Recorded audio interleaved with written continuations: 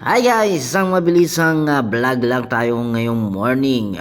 First day of July, Lunes na Lunes. At balitang balita nga dito sa ating Cavitex na libre ang toll fee. Tignan nga natin mamaya kung legit ba talaga na toll free ang toll fee. Ang toll fee. Ay, ba't ganun? Parang nagiging gasabelgas na ako dito. 6:30 ng umaga at medyo maluwag pa ang Cavitex. Kasi usually mga ganitong oras sobrang traffic na talaga dito kasi dito na nagsasalubong ang mga sasakyan mula Bacoor at Las Piñas. Fairness, mga ganitong oras nakakapagpatakbo ka pa ng 120 kph. Joke! Baka matakitan ako ng overspeeding, kakatikit ko lang kahapon. Hindi ko nga pala na-videohan yung Kawit toll pero may twist yung free toll fee nila eh. Siguro paghahanda na rin para sa next year, alam nyo na. Sana araw-araw ganito, walang traffic, di nakaka-stress pumasok sa umaga. Eto na, malapit na tayo sa toll gate ng Cavitex. Ito na yung pinakahuling toll gate dito sa Cavitex. Kasi kung galing ka ng Imus, meron kang madadaan ng Kawit toll at ito naman yung tinatawag nilang Paranaque toll. Toll ng toll pero parang short naman. Kaya tinawag na toll kasi shortcut. Okay.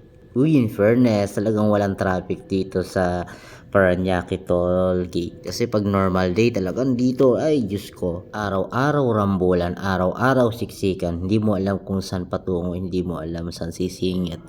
Mukhang yung iba nalilito pa kasi akala nila sira lang yung boom. So, ito na nga yung sinasabi ko kanina na may konting twist. Ayan, sila may mga picture frame. Sana all may picture sa harap. Ang pogi nun. Idol ko yun, nung bata pa ako. Magaling magkarate yun eh. Ay, si Jackie Chan pala yun. At syempre, dahil libre ang toll, dire-diretso ang mga sasakyan, dito nyo na aasahan. Tipon-tipon ng mga sasakyan. At dito na ang heavy traffic. Sana all heavy. Heavy, wow. Yan yata yung papuntang C5. Di ko alam, di ko pa na-testing yan. Ayoko pumunta dyan. C5 yan eh. Gusto ko yung pag nauuhaw lang ako, inom lang ako ng C2. Ayoko ng C5. Pero masarap pala yung C5, yung maraming lamang loob. Ay, soup number 5. Pero maraming salamat sa inyo, Cavitex. Kasi syempre, malaking tipid to sa isang buong buwan namin. Sabi mo, araw-araw akong dumadaan dito sa isang buwan. Makaka 3,000 ako. Kaya ibili ko dito sa 3,000 matitipid ko ngayong buong buwan. At syempre, hindi lang yun. Mukhang makakarating tayo ng office ng maaga. Nagtataka ako dati, bakit kaya may bayad yung toll fee?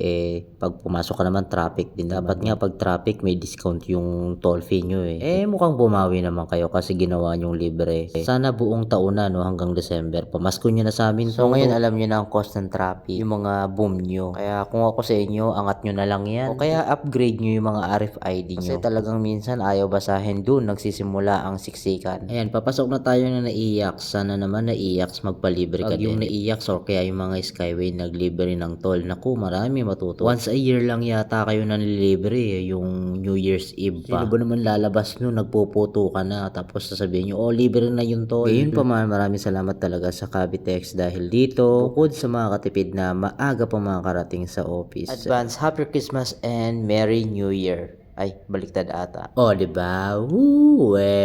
May mumu dito.